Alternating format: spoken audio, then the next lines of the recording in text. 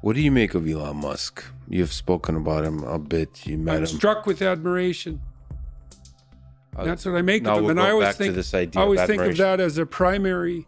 Well, it's like, do you find this comedian funny? It's like, well, I laugh at him. You know what I mean? It's not propositional again. And so there are things I would like to ask Mr. Musk about. The Mars venture, I don't know what he's up to there. It strikes me as absurd in the most fundamental sense, because I think, well, it'd be easier just to build an outpost in the Antarctica or in the desert. Well, how much of the human endeavor is absurd? Well, that's what did Nietzsche say? Great men are seldom credited with their stupidity. Who the hell knows what Musk is up to? I mean, obviously he's building rockets. Now he's motivated because he wants to build a platform for life on Mars. Is that a good idea? Who am I to say? He's building the rockets, man. But I'd like to ask him about it. I would like to see that conversation. I do think that, having talked to him quite a bit offline, I think several of his ideas, like Mars, like humans becoming a multiplanetary species, could be one of the things that human civilization looks back at as, duh, I can't believe he is one of the few people that was really pushing this idea, because it's the obvious thing for society, for life to survive. Yeah, well, it isn't obvious to me that I'm in any position to evaluate Elon Musk.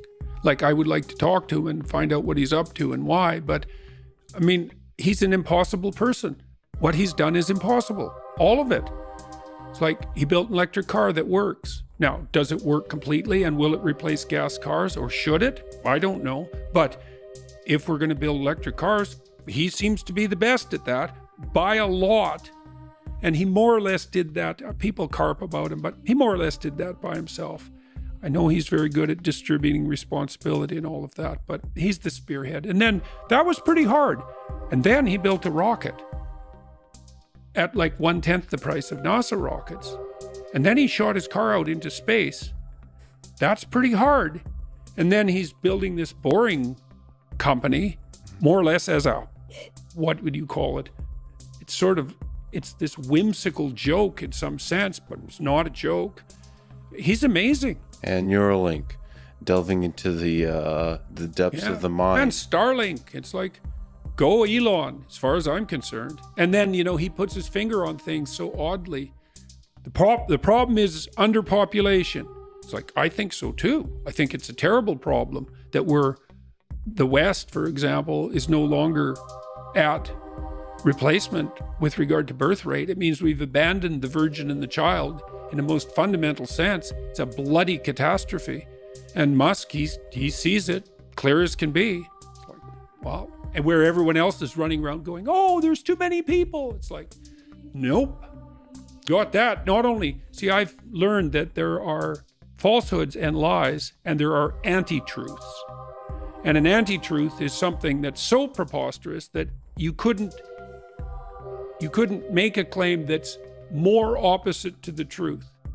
And the claim that there are too many people on the planet is an anti-truth. So, people say, well, you have to accept limits to growth and et cetera. It's like, I have to accept the limits that you're going to impose on me because you're frightened of the future. That's your theory, is it? Okay. So imagine that there's an emergency. Dragon. There's a dragon. Someone comes and says, there's a dragon. I'm the guy to deal with it. That's what the environmentalists say, the radical types who push limits to growth. Then I look at them and I think, okay, is that dragon real or not? That's one question. Well, I ask that question of myself every time when I spend time alone. Is the apocalypse looming on the environmental front? Yes or no? I'll just leave that aside for the time being. I think you can make a case both ways for a bunch of different reasons. And it's not a trivial concern. And we've overfished the oceans terribly. And there are environmental issues that are looming large. Whether climate change is the cardinal one or not is a whole different question, but we won't get into that. That's not the issue. You're clamoring about a dragon. Okay. Why should I listen to you? Well, let's see how you're reacting to the dragon. First of all, you're scared stiff and in a state of panic. That might indicate you're not the man for the job. Second, you're willing to use compulsion to harness other people to fight the dragon for you. So now not only are you terrified, you're a terrified tyrant. So then I would say, well, then you're not the Moses that we need to lead us out of this particular exodus. And maybe that's a neurological explanation. It's like, if you're so afraid of what you're facing, that you're terrified into paralysis and nihilism, and that you're willing to use tyrannical compulsion to get your way, you are not the right leader for the time. So then I like someone like Bjorn Lomborg or Matt Ridley or Marion Tupy. And they say, well, look, we've got our environmental problems. And maybe you could make a case that there's a Malthusian element in some situations. But fundamentally, the track record of the human race is that we learn very fast and faster all the time to do more with less. And we've got this. And I think, yes, to that idea. And I think about it in a fundamental way. It's like, I trust Lomborg, trust Tupy, trust Matt Ridley. They've thought about these things deeply. They're not just saying, oh, the environment doesn't matter, whatever the environment is. You know, the environment, I don't even know what that is. That's everything, the environment. I'm concerned about the environment. It's like, how is that different than saying I'm worried about everything? How are those statements different semantically?